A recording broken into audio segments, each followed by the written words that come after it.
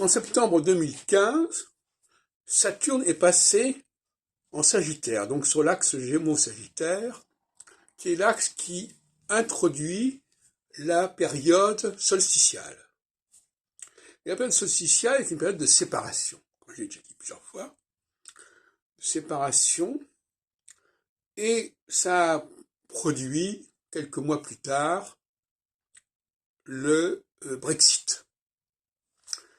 Et le Brexit, c'est évidemment un processus de séparation, que ce soit voulu par l'un ou par l'autre, ça n'a pas d'importance ici. Et comme actuellement nous entrons dans une phase équinoxiale, il est possible que ceux qui ont pensé que c'était une bonne chose que ce soit le Brexit remettent en question cette décision, ce qui est d'ailleurs assez envisagé, en phase équinoxiale où effectivement les conditions de séparation ne sont plus remplies comme en phase solsticiale. Alors réfléchissons un moment sur la logique de la phase solsticiale. C'est pas si simple que cela. La phase solsticiale introduit des divisions qui n'ont pas lieu d'être quelque part.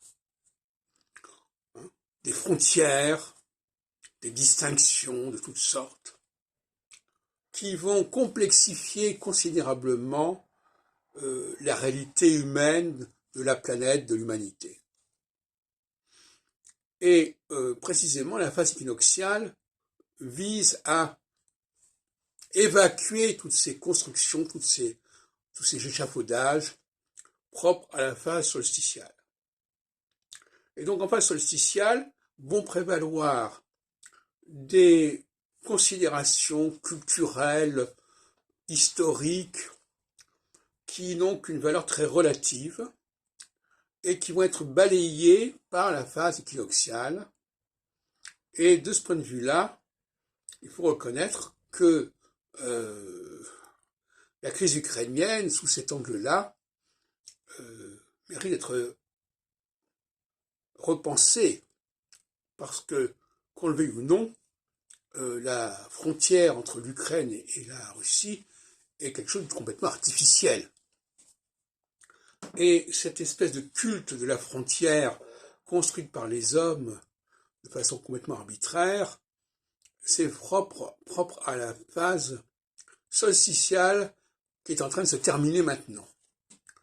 Autrement dit, les protestations sur le respect ou le non-respect des frontières vont certainement décliner en période équinoxiale, puisque la période équinoxiale, c'est au contraire une volonté de retrouver une cohérence globale.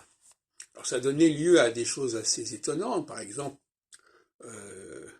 à l'époque nazie, on a voulu reconstituer l'Union européenne, quelque part, puisque tout le continent européen était quasiment sous la botte nazie.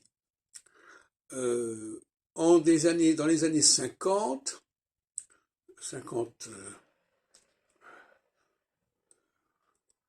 bon, on pourrait revenir là-dessus, mais précisément, dans les années 50, 56 notamment, on est arrivé de nouveau en phase solsticiale, mais la période précédente, pendant les années 51-54, était en phase équinoxiale.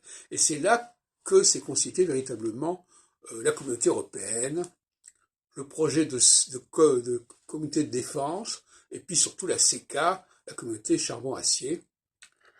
Et par conséquent, vous voyez qu'il y a une continuité et qu'on ne peut pas comprendre l'histoire de l'Europe sans cette alternance, sans ces revirements entre équinoxialité et solsticialité.